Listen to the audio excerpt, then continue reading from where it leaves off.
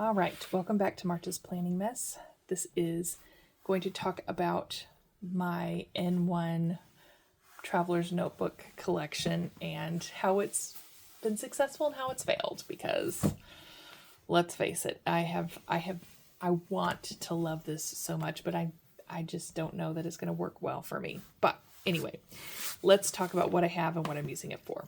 So this is just a basic traveler's notebook that I purchased on Amazon, and I don't remember this insert. I think I had to get that separately. This is an N1 monthly booklet from Sterling Ink. I did go through and white it out so I can start it whenever I want to, mostly because I think I'm toying with the idea of potentially using this third and fourth quarter of the year. But I honestly think it's going to be too big, so I might just leave it blank just in case I want to use it as a monthly tracker for something else. But that's there. This is a horizontal weekly. This is the part 1, and that's the part 2. The part 2 would be useful third and fourth quarter, obviously, because it's got the dates in it already. What I would use it for is my to-do lists. They can work pretty well in a horizontal format. And here I have a vertical 6 month. This is a Take a Note Slim. It's undated. And I have used pencil in this and pen, and I've tried lots of different things that I thought I might do in it. So it's set up at this moment to be, I always have to have a vertical planner. And this would be like my everyday carry. I have to have vertical for time blocking, and I would want the horizontal for like to-do lists. I need to have those each separately on different pages. So this is a way to get that now. And then this has a bunch of notes pages in the back. They have enough room to put all 12 months in here. Why they didn't, I don't know. But anyway, it was an experiment. It was undated. So if I don't use these next year and I use something different, I'm not going to beat myself up over it. But now here's the exciting thing. So I had this. This would be for starting in January. I have no use for it because I'm using something else. But what I saw somebody do in a video, which I really kind of liked, was they were using it as a meal planner. I do a lot of meal planning, but I have never kept it in, I shouldn't say never. I haven't recently kept it in any kind of planner. I usually have one of those calendars that goes on your fridge with magnets, and it's got a spot for every day, and like a to-do, or not a to-do list, but like a shopping list on the side. And so I usually write things out there, plan there with my planners, and then I can leave it sitting on the fridge. And so I have a couple of those that are undated that I might use for next year, but I saw this lady do this and I really kind of liked it. So I'm going to show you. I have it set up for, unfortunately, the very last week of the year I don't have in my one that's stuck to the refrigerator at the moment. So what she did was she divided this. I think divided it in thirds, but I just drew a line here. Maybe she didn't. Anyway, you've got like a third here and then like 2/3 here. So she was writing down her daily schedule, any of the main things. So like for this one, this is the last week of December. So like I should write Christmas Day. Like when I'm thinking about planning meals, I need to know what's happening on these days. So here's a place to put your dinners. Breakfast stuff. I kind of rotate through 3 or 4 breakfasts in a week. So I just think through those. What items do I need? And I can kind of write them down and brainstorm them here.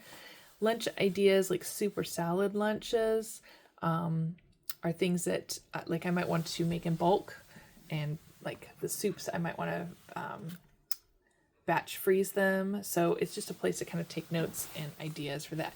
Here's a freezer inventory, and I've already marked it out because I know the week of Christmas we're not going to be digging into the freezer much. But I've got a place to like write down inventory of what meals do I have on hand, and then do I have any ingredients in the freezer on hand that I might want to use. So that's set up, even though I'm not probably going to use it this week of Christmas, it's there. Got a brainstorming section here where I can write down some meal ideas that maybe I could fit into the week or I'm excited to try.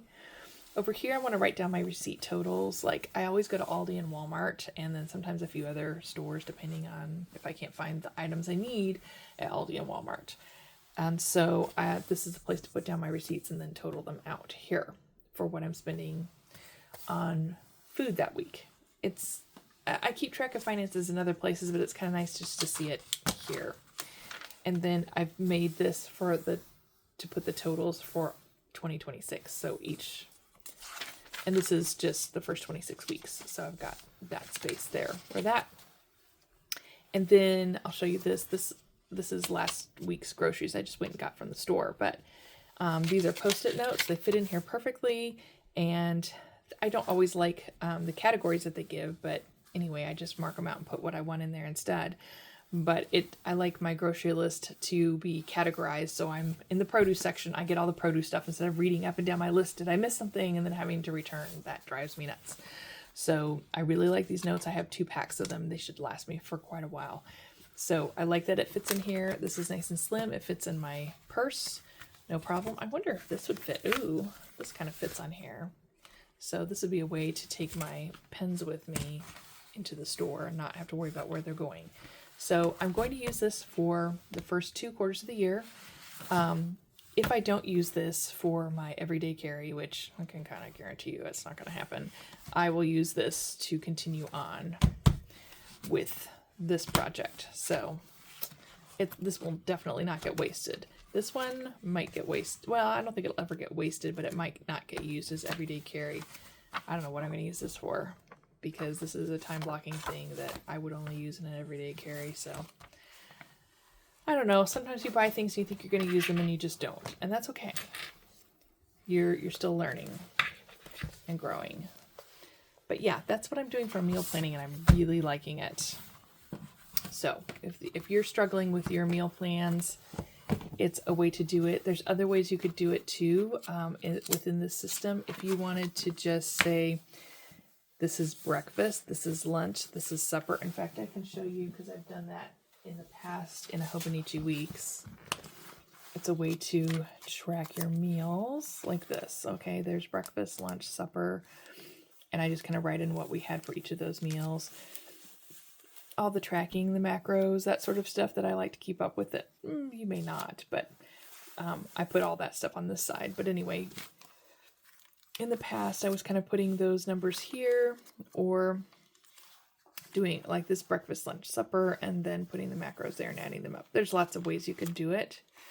And this was an even more expanded view where basically the whole thing was taken up by that kind of data. But anyway, there's different ways that you can use this type of a setup, but for some reason I like to do my meals in horizontal, and when normally I'm definitely a vertical girl.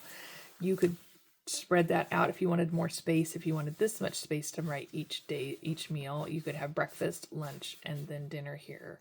Or just, breakfast and dinner because you're eating lunch out. I don't know. This could be your shopping list. I mean, there's all kinds of different ways that you can use this, and it's really a great way to keep track of groceries. And the reason why I was kind of wanting to do this, because my other one that goes on the refrigerator, it obviously works. I've used it 2 or 3 years in a row that way.